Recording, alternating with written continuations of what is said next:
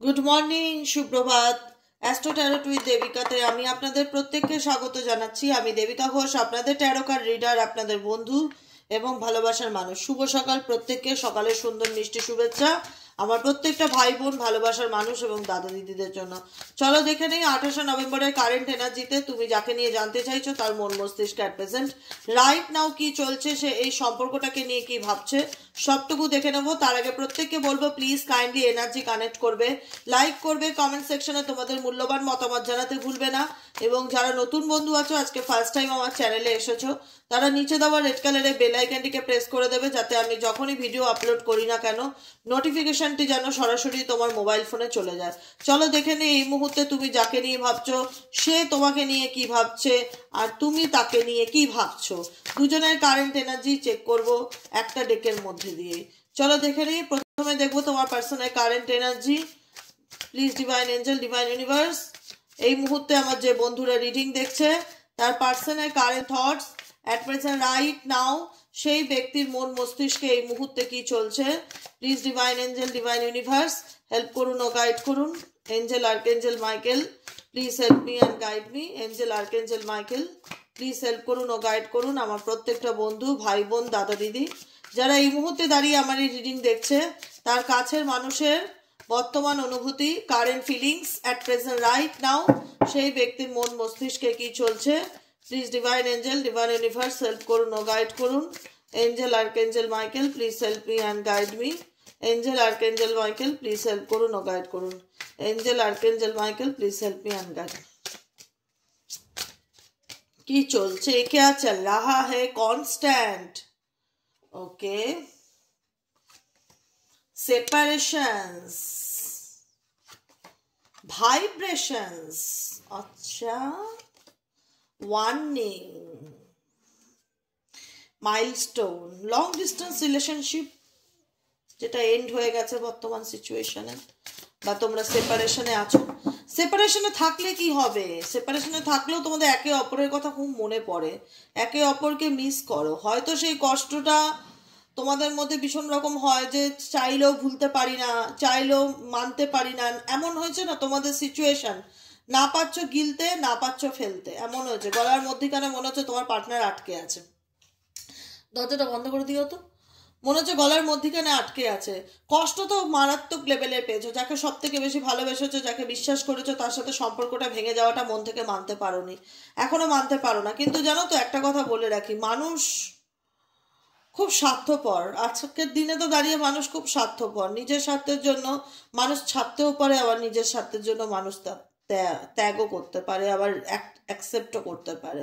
নিঃস্বার্থ ভালোবাসা সত্যি খুব কপাল করলে পাওয়া যায়। এখানে তোমরা ডেফিনেটলি যেটা দিয়েছো সেটা তোমরা পাওনি, কিন্তু তবুও সব কিছুর পরেও এত যন্ত্রণা পেয়েছো, এত দুঃখ পেয়েছো, এত মানসিক আঘাত পেয়েছো, কোথাও চেষ্টা করেছো যে বিষয়টা থেকে হয়তো বেরিয়ে যায়, যেটা নেই বর্তমানে সেটা নিয়ে ভেবে লাভ নেই, কিন্তু কোথাও না কোথাও একটা ইমোশনালি কানেকশনকে ডেফিনেটলি ফিল করো, যে চাইলেই দিদি, চাইলেই যে সব কিছু পসিবল হয় দিদি সেটা সম্ভব না। আমি কি চেষ্টা করছি না, আমি চেষ্টা করছি ডেফিনেটলি এই টক্সিক সম্পর্ক থেকে বেরিয়ে আসার জন্য, নিজেকে ওভারকাম করার জন্য, নিজেকে বোঝানোর, কিন্তু এক একটা সময় পারি না। এক একটা সময় এত মানসিক কষ্ট হয় যে ভাষায় বলে বোঝাতে পারবো না। মনে হয় যাকে সব থেকে বেশি বিশ্বাস করলাম সেই আমার মনটা এভাবে ভেঙে দিল, সেই আমার সাথে এত বেইমানি করলো, কি করে করতে পারলো দিদি। অনেক কিছু মনের মধ্যে চলে, খুব কষ্ট হয়, মেনে নিতে পারি না, কিন্তু মেনে নেওয়ার চেষ্টা করি, সেখান থেকে উঠে দাঁড়ানোর চেষ্টা করি, চেষ্টাটা আছে তোমাদের মধ্যে, এটাই অনেক ব্যাপার, এটাই অনেক বড় ব্যাপার। বুঝতে পেরেছো, এই চেষ্টাটা কজনের মধ্যে থাকে, এটাই অনেক বড় ব্যাপার। দেখো, যাকে নিয়ে তুমি রিডিং দেখছো সে তোমার উপর কোথাও না কোথাও ডিপেন্ডেবল। এবার বলবে প্রয়োজন না প্রিয়জন, সেই মানুষটার প্রয়োজন তুমি তার, ঠিক আছে। ডিপেন্ডেবল মানে কি? ডিপেন্ডেবল মানে তোমার উপর সে কোথাও না কোথাও একটা, ও মাই গড, হ্যাঁ, কোথাও না কোথাও একটা বলে না যে এখানে মানি মেটেরিয়ালিস্টিক দিক থেকে বলছি না আমি, একটা হয় না যে এক্সপেকটেশন বা নিডস। কারণ তুমি যাকে নিয়ে রিডিং দেখছো, loving you is like breathing, how can I stop. তুমি যাকে সব থেকে বেশি ভালোবাসছো তাকে ছাড়া এক মিনিটও বাঁচার কথা ভাবতে না, কিন্তু এখন তাকে ছাড়া বাঁচার কথা ভাবো। পরিস্থিতি তোমাকে অনেক কিছু শিখিয়েছে, সিচুয়েশন তোমাকে তোমার লাইফে অনেক কিছু শিখিয়েছে। তুমি হয়তো নিজের থেকে আস্তে আস্তে সময় লাগবে, অনেকটা ওভারকাম করে নেবে বা অনেকটা ওভারকাম করে নিয়েছো। জীবনে যত কঠিন পরিস্থিতি আছে, গাইডেন্স ফলো করে নিজেকে ভালো রাখার চেষ্টা করছো, নিজেকে বোঝাচ্ছ। কিন্তু যে জার্নিটার থেকে উঠে দাঁড়িয়ে নিজেকে একটা জায়গায় দাঁড় করানোর জার্নিটা না, সেটা তোমাদের জন্য একদমই সহজ না, কারোর জন্য সহজ না, খুব খুব খুব টু মাচ ডিফিকাল্টি।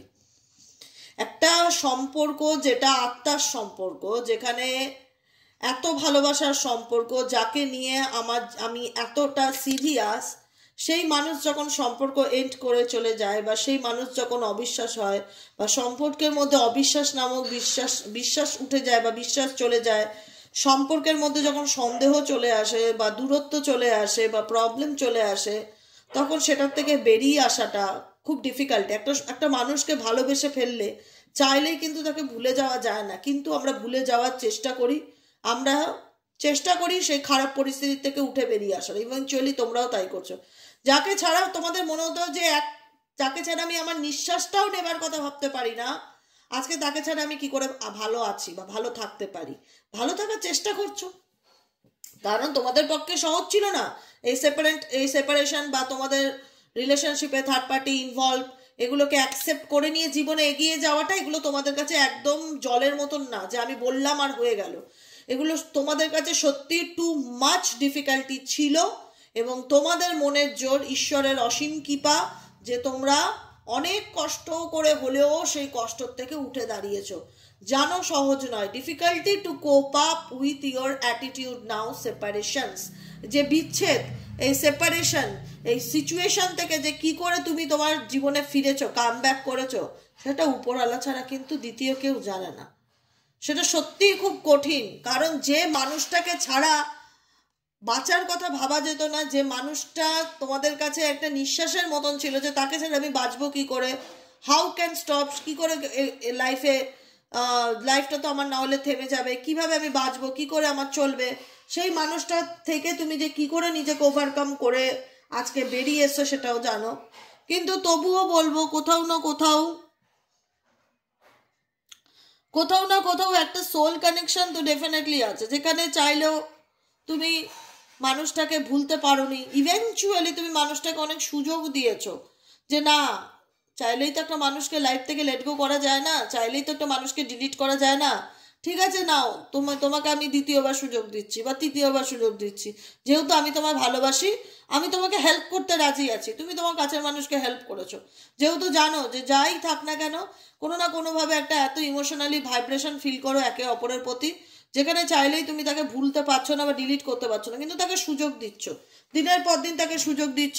কিন্তু তুমি দেখছো যে সুযোগ নিচ্ছে সে তোমার সুযোগটাকে তোমার সরলতা মনে করছে, তোমার অপশন, তার কাছে মনে হচ্ছে যে তোমার কোনো অপশন নেই, তাই তুমি তাকে মানে হয় না যে তুমি তাকে মানবেই, তো তোমার জীবন আর কিছু নেই তাকে অ্যাকসেপ্ট করা ছাড়া, তাই তুমি একটা কেন 100টা সুযোগ দেবে, তুমি তার প্রতি দুর্বল। কিন্তু তুমি তাকে প্রত্যেকটা মুহূর্তে এটাই বলে গেছিলে, তোমার বিহেভিয়ারে পরিবর্তন আনো, নয় থার্ড পার্টি রিলেশনশিপ থেকে বেরো, নয় যে কোনো একটা অপশন চুজ করো, নয় আমার সাথে ভালো ব্যবহার করো, আমাকে এভাবে প্রত্যেকটা মুহূর্তে মানসিক আঘাত দিও না, মানসিক কষ্ট দিও না।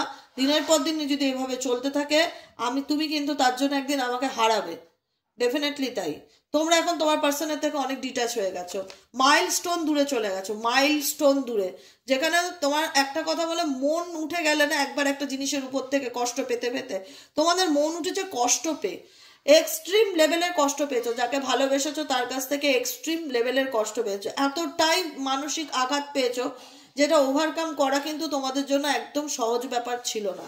একদম বলাটা খুব সহজ, দেবিকাদি 2 মিনিটে বলে দিচ্ছে, কিন্তু যে পার করেছে সে জানে যে পেইনটা কতটা, মানে মৃত্যু, মনে হয় না মৃত্যুকে ছুঁয়ে এলাম, এরকম একটা ব্যাপার। মৃত্যুর সমান যন্ত্রণা, ভুল বলছি কথাটা, মৃত্যুর সমান যন্ত্রণা, যে কারণে আজকে তোমরা এই ব্যক্তির থেকে মাইলস্টোন দূরে থাকতে চাও। তোমার মনে হয় তোমাদের ভালোবাসা যদি সত্যি হয়ে থাকে, তাহলে সে ডেফিনেটলি তোমার কাছে আসবে, তাছাড়া তুমি কোনো রকম কোনো অ্যাকশন এই ব্যক্তির জন্য নিতে চাও না, কারণ তাকে তুমি অনেক বুঝিয়েছিলে, সে তোমার ব্যাপারটাকে তোমার দুর্বলতা মনে করেছে, তোমার ভালোবাসাটাকে তার কমজোরি বানিয়েছে, যে ঠিক আছে চলো, ও তো আছেই, ও তো নুন ডাল ভাত, ও তো থাকবেই, ও আবার যাবে কোথায়। টেকেন ফর গ্রান্টেড নিয়ে নেওয়া, কোনো কিছুই না অতিরিক্ত ভালোবাসি বলেই যে আমি তোমার জন্য তোমার সমস্ত অন্যায়ের লাইসেন্স আমি তোমাকে দেবো, এটার কোনো মানে নেই, তাই না? তোমাকে ভালোবাসি, আমি ভালোবাসি বলেই কিন্তু আমি তোমাকে ক্ষমা করি, এটা মাথায় রাখবে। তা বলে এই নয় যে তুমি 100 বার অন্যায় করলে, একই ভুল 10 বার করলে সেটার ক্ষমা হবে, সেটার ক্ষমা হবে না। আর সেটা ক্ষমা করা মানেও তাকে সেই খারাপ কাজ করার লাইসেন্সটা দেওয়া, যে নাও আমি তোমায় লাইসেন্স দিচ্ছি, তুমি যত খুশি করো, অ্যাকসেপ্ট করে নাও মানেই তাই দেখায়, তাই না? তো সেই জায়গায় দাঁড়িয়ে তুমিও জানো যে সম্পর্কটা এন্ডের জায়গায় এসছে, তোমার পার্সনের কোনো ইন্টারেস্ট দেখতে পাও না তোমার প্রতি, তার কোনো ঠিক করার মানে একটা সম্পর্ক ঠিক করার যে চেষ্টা সেটা দেখতে পাও না।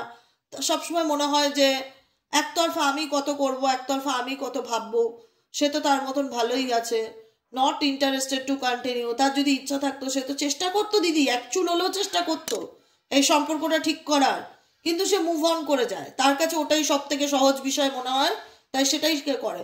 আর এটা আমাকে প্রত্যেকটা মুহূর্তে ভীষণ রকম যন্ত্রণা দেয়, ভীষণ রকম কষ্ট দেয়, যে কষ্ট ভাষায় বলে বোঝাবার মতন থাকে না, ভাষাহীন কষ্ট, যেটায় কোনো ভাষা নেই।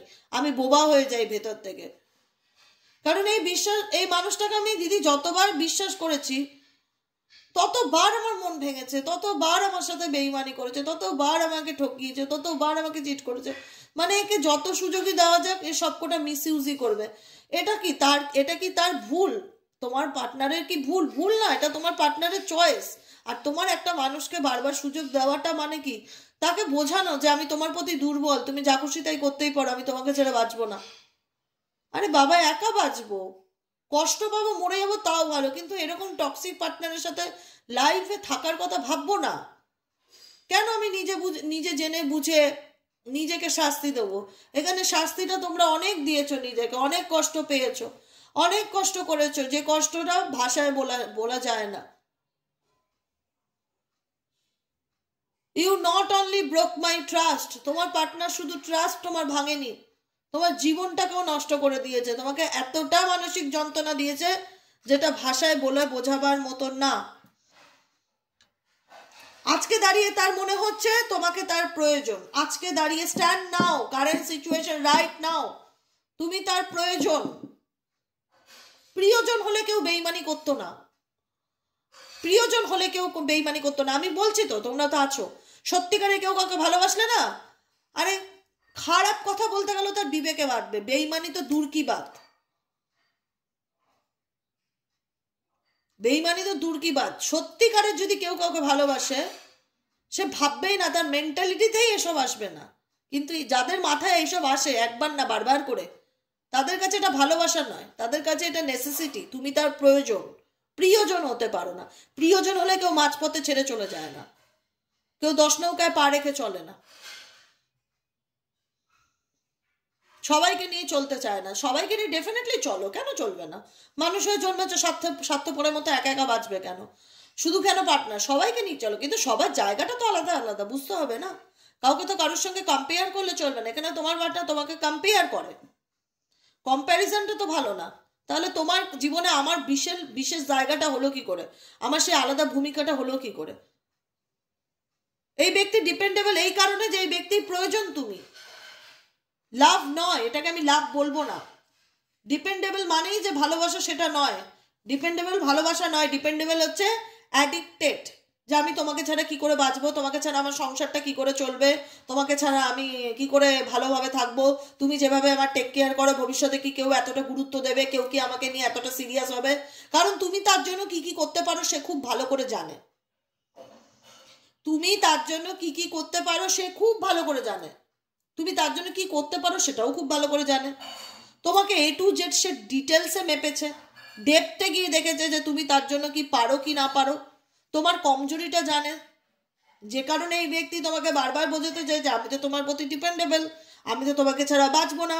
বাঁচবো না না, বাঁচবে, ডেফিনেটলি বাঁচবে বলেই তো আলাদা হয়েছিলে, কিন্তু আমি তোমার প্রিয়জন ছিলাম না। প্রিয়জন থাকলে বেইমানি করতে না, মাঝপথে ছেড়ে চলে যেতে না, তোমার বিবেকে বাঁধতো, তোমার বিবেকে বাঁধেনি। তুমি দেখো, আমি একটা কথা বলি, এখানে যদি এক্সট্রা ম্যারিটাল রিলেশনশিপ হয়, বিবাহ বহির্ভূত সম্পর্ক বা অন্য কোনো লাভ relationship,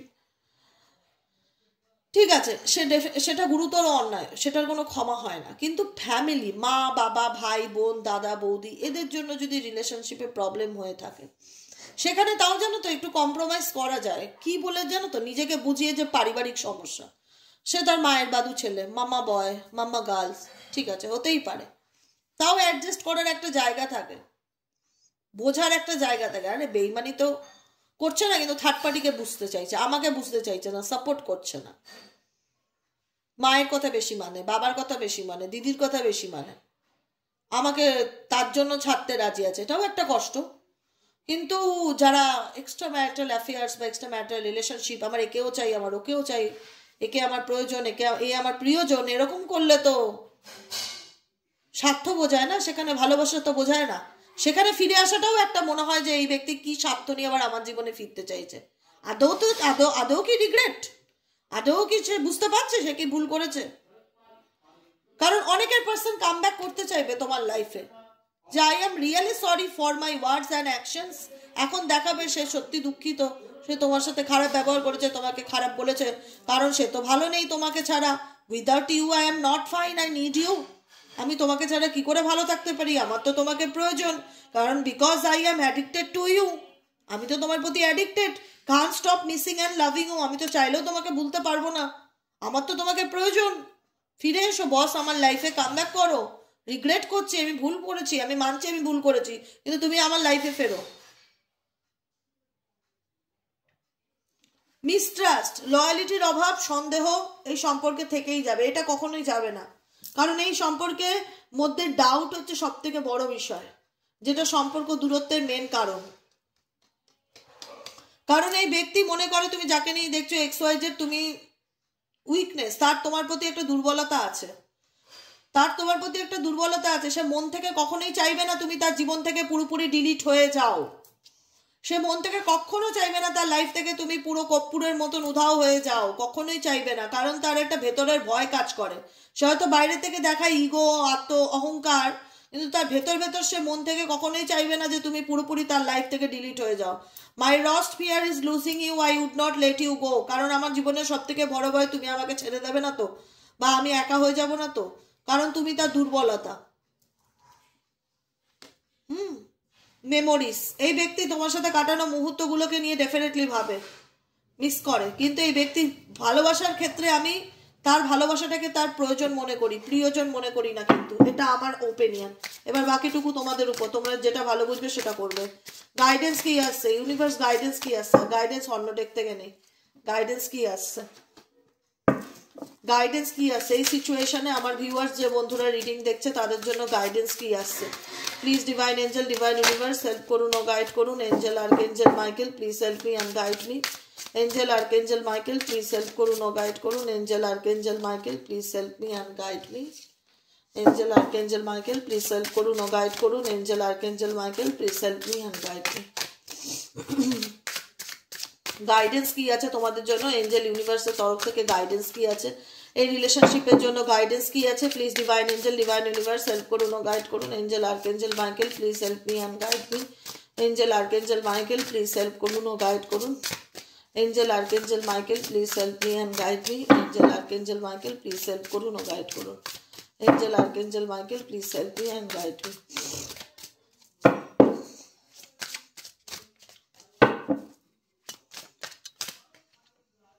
Age issue, loves the answer, rejections, tolerate abuse.